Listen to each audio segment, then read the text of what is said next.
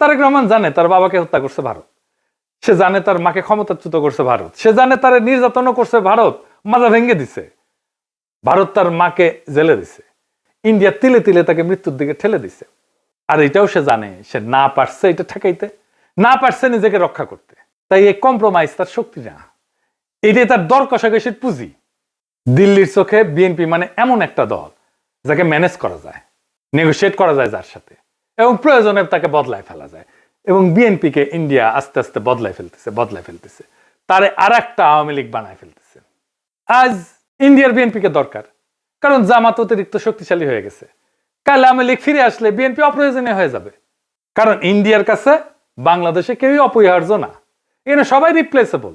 আওয়ামী লীগ চলে গেছে, এখন ধরেছে বিএনপিকে, বিএনপি চলে যাবে আর একজনকে ধরবে। তাহলে প্রশ্নটা ভারত কাকে ক্ষমতা চায় এটা না, আসল প্রশ্ন হচ্ছে বাংলাদেশ কি আবারও একটা কম্প্রোমাইজড অ্যাক্টরকে নিজেদের ভবিষ্যৎকে লিখতে দিবে, নাকি এইবার এমন একটা রাষ্ট্র বানাইতে চাইবে যাকে ক্ষমতায় রাখতে কারো দরকার পড়ে না, ইন্ডিয়ার দরকার পড়ে না, আমেরিকার দরকার পড়ে না, চীনেরও দরকার পড়ে না, যে নিজের শক্তিতে জনতার শক্তিতে ক্ষমতায় থাকতে পারে। যতদিন এই প্রশ্নের উত্তর না আসবে বাংলাদেশের সরকার বদলাবে কিন্তু রাষ্ট্র বদলাবে না, রাষ্ট্র একই রকম থাকবে। সেজন্যই দেখছেন না সংস্কার করতে চায় না বিএনপি, কারণ কম্প্রোমাইজড অ্যাক্টর দিয়ে কখনোই একটা সার্বভৌম রাষ্ট্র তৈরি হয় না, করা যায় না। ভারত কাকে চায় এটা গুরুত্বপূর্ণ না, প্রশ্ন হইতেছে ভারত যাকে চায় না সে কি টিকে থাকতে পারে কিনা।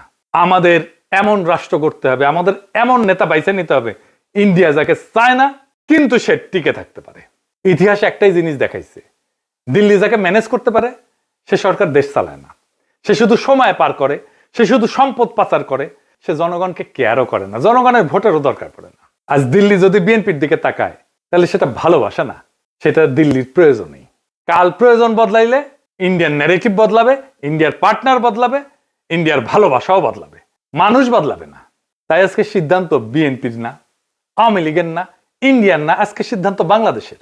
আপনি কি এমন একটা রাষ্ট্র চান যে এইখানে সরকার ঢাকায় কিন্তু সেই সরকারের সার্ভাইভাল দিল্লিতে, নাকি এমন একটা রাষ্ট্র চান যাতে টিকায় রাখতে কারো প্রয়োজন পড়ে না সাহায্যের? এই প্রশ্নের উত্তর না পাওয়া পর্যন্ত বাংলাদেশে কোনো পরিবর্তন হবে না, শুধু ম্যানেজমেন্ট বদলাবে। আগামী নির্বাচনে ম্যানেজমেন্ট বদলানোর নির্বাচন না, এটা আসল পরিবর্তনের নির্বাচন, ইন্ডিয়ার বলয় থেকে বাইর হওয়ার নির্বাচন। সেই নির্বাচনে বিজয়ের লক্ষ্যে আগান। আমাদের বর্ষা বিপ্লবের অসমাপ্ত কর্তব্য সম্পাদন করতে হবে, এবং আমরা এমন কাউকে ক্ষমতায় বসাবো না যাদেরকে ইন্ডিয়া পছন্দ করে, যাদেরকে প্রথম আলো পছন্দ করে, যাদেরকে দিল্লি স্টার পছন্দ করে।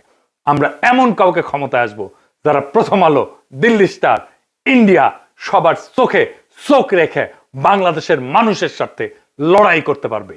ইনকিলাব জিন্দাবাদ।